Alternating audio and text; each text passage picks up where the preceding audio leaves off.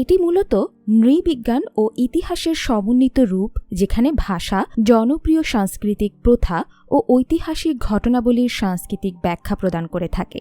এতে অতীতে মানুষের জ্ঞানচর্চা, প্রথা ও শিল্পের নথি ও বর্ণনা পরীক্ষা করা হয়। অতীতে মানুষ কিভাবে তাদের স্মৃতি ধরে রেখেছিল তা সাংস্কৃতিক ইতিহাসের আলোচনার প্রধান বিষয়। ইতিহাস সাবজেক্টে কি কি কোর্স পড়ানো হয়? এখানে রয়েছে সভ্যতার ইতিহাস, বাংলাদেশের আদি ইতিহাস, ইসলামের ইতিহাস, রাষ্ট্রবিজ্ঞান, ভূগোল, অর্থনীতি, ভারতের ইতিহাস, ইউরোপের ইতিহাস, সমাজতন্ত্র এবং সমাজতন্ত্রের গঠন, অর্থাৎ ইতিহাসের যা যা জানা চাই সবই পড়ানো হয়। ইতিহাস সাবজেক্টটি কেন পড়ব?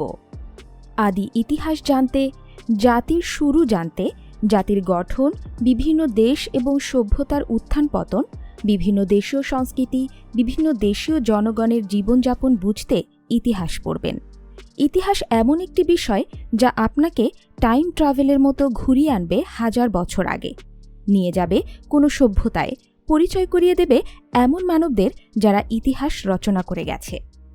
এই সাবজেক্টে দেশে এবং বিদেশে উচ্চশিক্ষার সুযোগ আছে। বাংলাদেশের প্রায় প্রতিটি বিশ্ববিদ্যালয়েই মাস্টার্স করবার সুযোগ রয়েছে, গবেষণা করবার জন্য সুযোগ রয়েছে বেশ। দেশের প্রথম সারির প্রতিটি বিশ্ববিদ্যালয়েই এমফিল ও পিএইচডি করবার সুযোগ দিয়ে থাকে।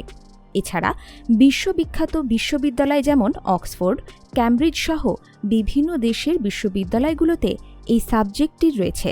ইউরোপেও সাবজেক্টটি বেশ জনপ্রিয়, যেখান থেকে আপনি উচ্চশিক্ষা নিতে পারেন। ক্যারিয়ার গড়ার সুযোগ কেমন ইতিহাস সাবজেক্টে? সরকারি চাকরির কথা যদি বলি, বিসিএসে তো সবার মতো সমান সুবিধা আছে ইতিহাসের ছাত্রদের জন্য। বিভিন্ন সরকারি চাকরি, ব্যাংকের চাকরি, সিভিল সার্ভিসের চাকরির ক্ষেত্রে ইতিহাস থেকে অনেক প্রশ্ন পাওয়া যায়।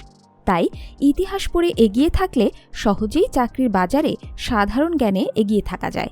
এছাড়া শিক্ষা ক্যাডারে তো ইতিহাস রয়েছেই, ফলে আপনি শিক্ষা ক্যাডারে যোগদান করবার একটি সুযোগ উন্মুক্ত রাখতে পারেন। এছাড়া দেশের বিভিন্ন স্কুলেই ইতিহাস পড়ানো হয়, অর্থাৎ আপনি শিক্ষকতায় নিজের ক্যারিয়ার তৈরি করতে পারেন। প্রাইভেট ফার্মগুলোতেও অন্যদের মতো অ্যাপ্লাই করে নিজের অবস্থান তৈরিতে পিছিয়ে নেই ইতিহাসের ছাত্ররা।